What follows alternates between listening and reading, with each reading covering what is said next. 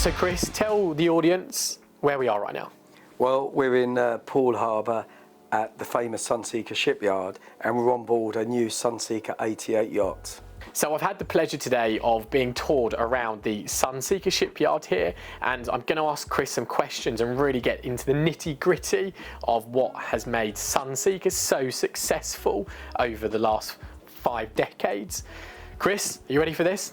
I'm ready for it. Let's do it. Chris, could you tell us about a particular challenging client request which Sunseeker has fulfilled or exceeded their expectations?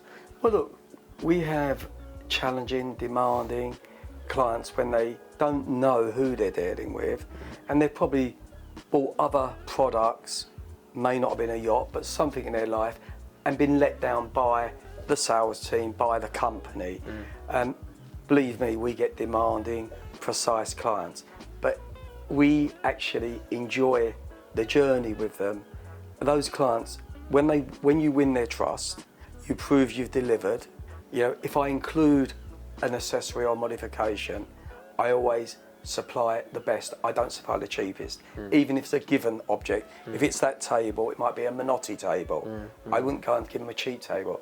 Once they win the trust, actually, and they have the boat, and they have the boat the first few months, those are customers become the closest clients and our best clients. And they're the ones who will be saying, deal with Sunseeker London because the experience they've had. Yeah, nice. They're normally the most demanding at the start, but you're probably the first invite onto their boat after they've bought it. Exactly, and yeah, we are quite lucky, and the clients do become our friends. Nice. They do invite us to yachts, on board the yachts, or their houses, or their ski chalets and all the things. So we do become close, we really do. Nice, love that. So technology, Chris, obviously the world is developing every single year, better and better technology. How do you see that changing clients' expectations of what they want on side their yachts? Well, technology, obviously, things have improved over the years. Cars have got better. A low-value car is still a nice car today because of technology. However, I think the biggest one I've seen, and it's a simple one, is now with modern communications, our clients are spending much more time on their boats. They're out of the office, but they still want to work. And now you can have a Starlink communication system which will give them all the data they require, really, in most businesses. And you know, only 2 years ago, to use that amount of data would have been a £40,000 per year invoice to them. Wow. And now a Starlink communication system is somewhere around 1,000 to 1,500 euros a month. So that's a technology change. And as I said, clients are spending much more time on their boats.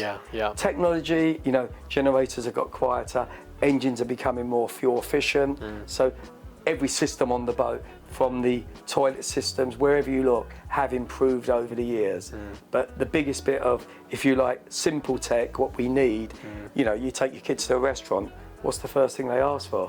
What's the Wi-Fi code? Not where's the menu? So, you know, it is important to the yacht to have good communications. Nice. And how do you think that will change selling boats in the future? Like, how have you seen technology change the way that you sell boats compared to 30 years ago?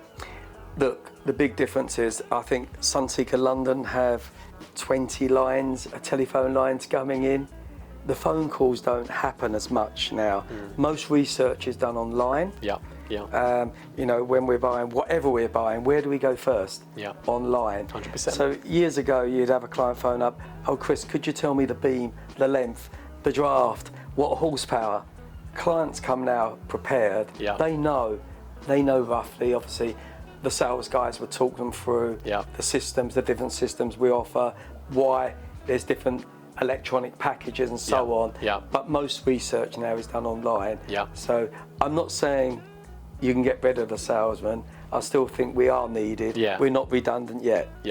And have you found that the uses of social media and social media platforms have helped you market Sunseeker boats now throughout the globe? Brand awareness. I would say the late Robert Braithwaite, the founder of Sunseeker International, who built this business, he spent a fortune, you know, on magazine advertising, High Life magazine, British Airways, every first class lounge would have Sunseeker in it.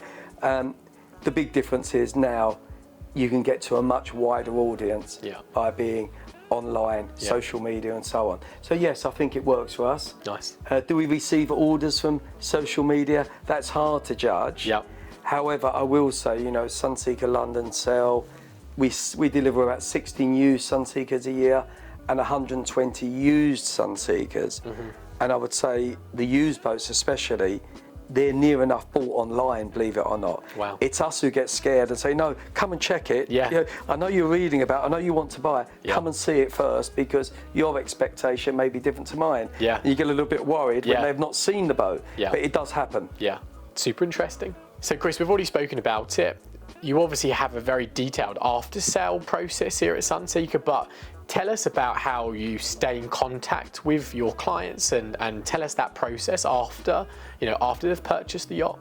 After delivery, you know, keeping in touch with the client, not only do you get a phone call, Chris, can you get me a berth for the Monaco Grand Prix? They will ask us things like that. But service support is we keep in touch with, because as said previously, they will phone the broker even when they've got the smallest problem or biggest problem and not the service team. Yeah.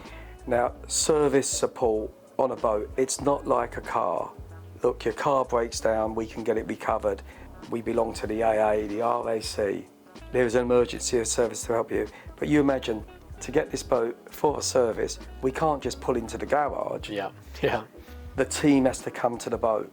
So we have mobile teams based in the countries we represent. Yeah.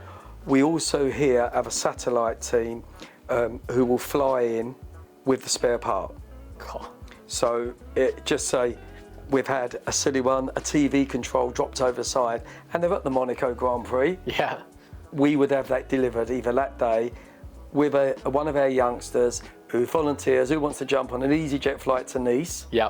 Turns up in a Sunseeker t-shirt and gives a Samsung control to the guy.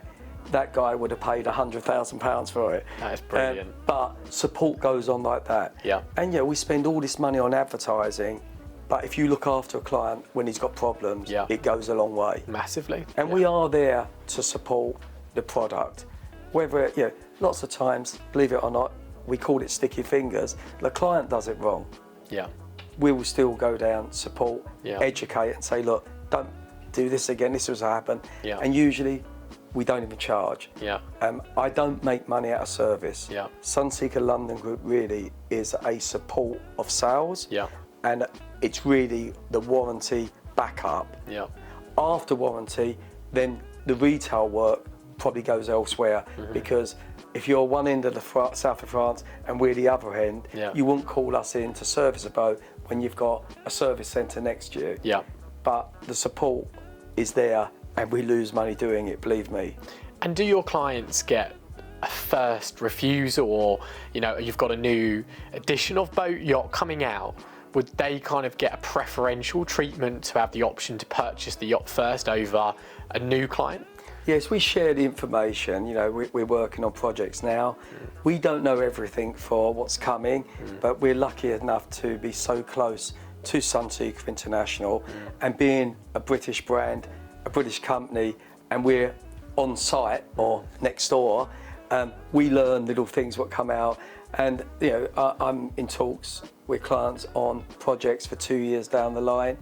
We don't know all. We will show a concept, and I have one actually, the meeting after this, I need to know, a guy's asking for a new 80-footer. I've got to go and speak to the yard and say, look, he will not buy anything else at the moment. He will wait 3 years if we build this. Wow, so, that's incredible. Yeah. That's incredible. So the future, what do you see changing in terms of client expectations over the next 5 to 10 years?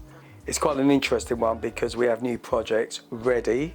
When you look on clients' request, they want more volume for the length of the boat. Obviously, we can make a bigger boat, but then it may not fit on their berth. Yeah. So their restriction may be the size of their berth, but they want maximum volume inside and outside. We're just launching the new 156 Ocean.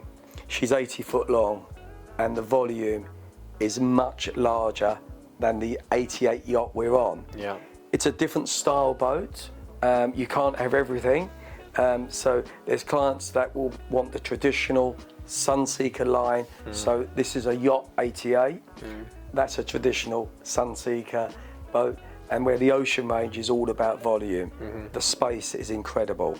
Nice. And it was interesting earlier that you spoke to me about that you look at cubic volume when you have a look at, when you tell a client the specs of a yacht. Yeah. Whereas obviously in central London property, we're very square meters and square foot, and we don't really take into consideration the volume of ceiling heights, for example, which I thought was actually really wise that you do it that way. Has that always been the case? We're bringing it into Sunseeker at the moment because we have a 156 Ocean and a 182 Ocean. And what they actually mean is 156 cubic ton or 182 cubic ton of volume. Yeah. So that's taking, if you filled up the area, enclosed areas with water, that would give you the volume tonnage. We don't do it on every boat, but in yachting, if you look at 50-metre yachts, you will see 49999. They keep it under the 500 gross ton mark because of running the boat and the cost to run it. It's under a category under 500 gross ton. Yeah, it makes sense. Yeah. So we are going on to it.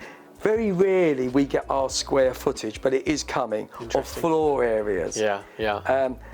I still think we should do what you guys do and say, yes, the saloon, the lounge is 1,000 square foot. So on. So I agree. And I think, believe it or not, we will do overlays to show what the square footage is of floor area in our boats. Yeah, it's interesting. And how does the makeup of the boat differ between different demographics across the globe? You know, let's contrast maybe like the Asian market compared to the European market. Is there a big discrepancy on what those clients want? Sunseeker, as we said, is a global brand. It sells very well, but we are catering for those markets. Yeah, if you take Asia, they would probably want an enclosed flybridge. Europeans mostly would want the open sport type, air in the face, and feel in the sun, out of the sun. I mean, look, definitely covered areas, even for us, and other nationalities are now not wanting to sunbathe all the time. However, you know, as I said, with the 156 Ocean, the 182, there will be clients who will want the volume over the air in the face and openness. So I don't think there's a boat built for them, but definitely market share wise, if we built 10 182s, I would say at least 6 or 7 would go to America, Asia, that way, and the same with the 156. I think we'd do slightly better. It might be a 50-50. Nice. Last question. What's your favourite Sunseeker yacht, past or present? Past or present is that's a difficult one to say. My most favourite interior yacht and size of yacht, if I could afford the yacht for the family, is what we're on board now, the 88 yacht. Nice. I was lucky enough to be a guest on the model before, and I said it's a perfect big small yacht. Favourite boat ever built by Sunseeker, believe it or not, would probably be the 37 Tomahawk, but that's probably 25 years ago. Nice. Again, it was a great boat in its time. But the interesting thing about Sunseeker, if you look at Sunseekers even 25 years old, the line is still beautiful. And we're asking, you know, clients are asking us now, can we send the boat back to us? Would we do a full reconditioning service? We do, but it will probably cost more than a new boat. But it's incredible what we've done through our workshops on 37 Tomahawks and boats like that. Yeah, amazing.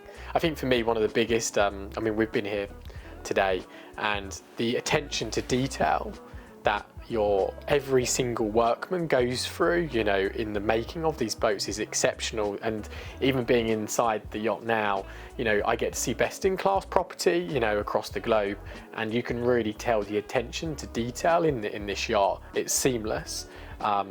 It's been really impressive today. Everybody, I hope you have enjoyed watching. It's been fascinating.